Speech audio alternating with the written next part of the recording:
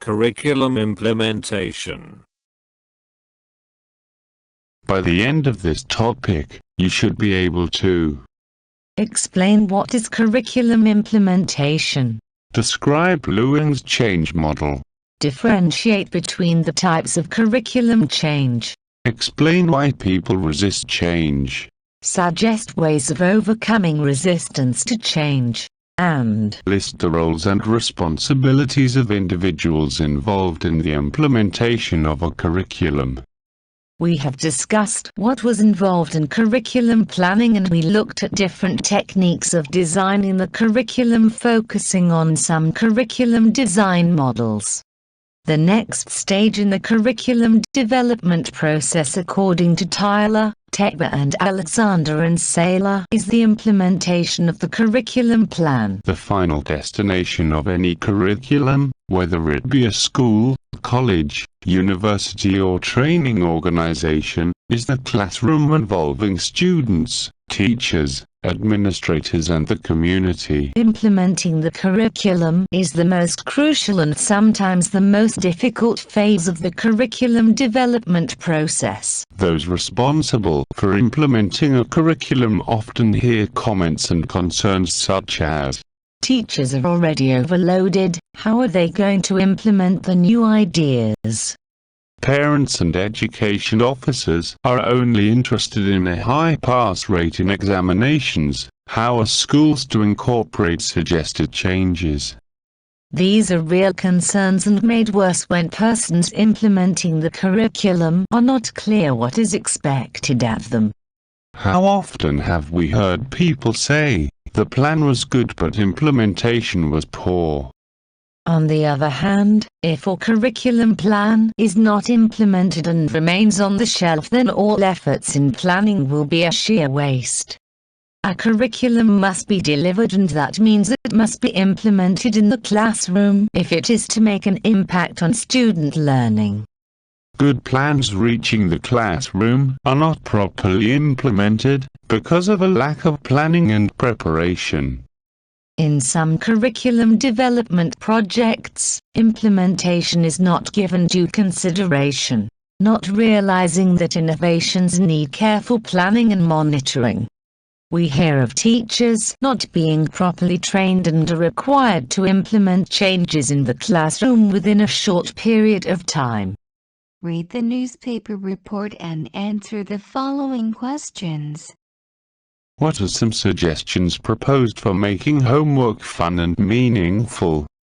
Do you agree with the statement that teachers should not spoon-feed but rather be guides to learning? Why? Give other suggestions for making homework meaningful and fun. What is curriculum implementation? Implementation is the interaction between those who have created the program and those who are charged to deliver it. According to Ornstein and Hunkins, 1998. Implementation requires educators to shift from the current program which they are familiar with to the new or modified program. Implementation involves changes in the knowledge, actions and attitudes of people. Implementation can be seen as a process of professional development and growth involving ongoing interactions, feedback and assistance. Implementation is a process of clarification whereby individuals and groups come to understand and demonstrate a change in attitudes and behaviors, often involving the use of new resources. Implementation involves change which requires effort that will invariably lead to a certain amount of anxiety. It is thus useful to organize implementation into manageable events and to set achievable goals. Implementation requires a supportive atmosphere in which there is trust and open communication between administrators, teachers and educators, and where risk-taking is encouraged. Even though large sums of money are spent on implementing new curriculum, several of these efforts have failed. According to Saracen, the main reason for failure is the lack of understanding of that culture of the school by both experts outside the school system and educators in the system. Successful implementation of curriculum requires understanding the power relationships, the traditions, and the roles and responsibilities of individuals in the school system. Implementers, whether they are teachers, principals or district education officers, should be well versed with the contents of the curriculum. They must be clear of the purpose, the nature and the real and potential benefits of the innovation. As stated by Fullen and Pumfret, effective implementation of innovations requires time, personal interaction and contracts, in-service training and other forms of people-based support. Curriculum implementation requires winning people over and it takes time. Teachers need to feel appreciated and their efforts recognized. Some may argue that they should be given financial rewards, but there is evidence to suggest that external motivation contributes minimally to the venture. Individuals contribute their best talents when they are internally motivated and derive a good feeling from being involved.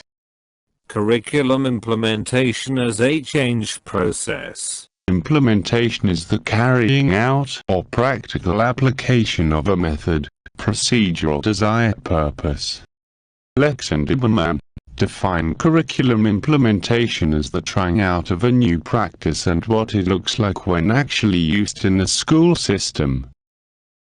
For example, a curriculum plan in enhancing technology integration across the curriculum is introduced and you would want to know whether what was intended in the plan is actually being done in the classroom. Your aim for developing a curriculum is to make a difference to learners. Simply put, curriculum implementation is bringing about change and hopefully, improvement. How do you bring about change? In other words, how do you ensure that the curriculum brings about the desired changes? Before you can bring about change, you need to know what change is. You may say, what's the big deal? We all know what change is. You know how your job has changed. You know how government policy changes. But what is change in relation to curriculum? Basically, change is doing something differently. Change results from new knowledge. However, the presence of new knowledge is not sufficient for change. People generally are reluctant to change because they are comfortable with what they are currently doing. So, to change, they must recognize the need for change. People are more likely to recognize the need for change if they understand change and how it works. Don't you agree?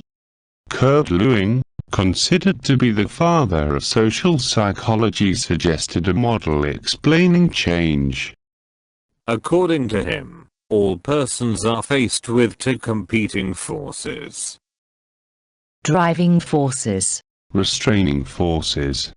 Driving forces. These are forces that are driving or pushing you to do something and change in a particular direction.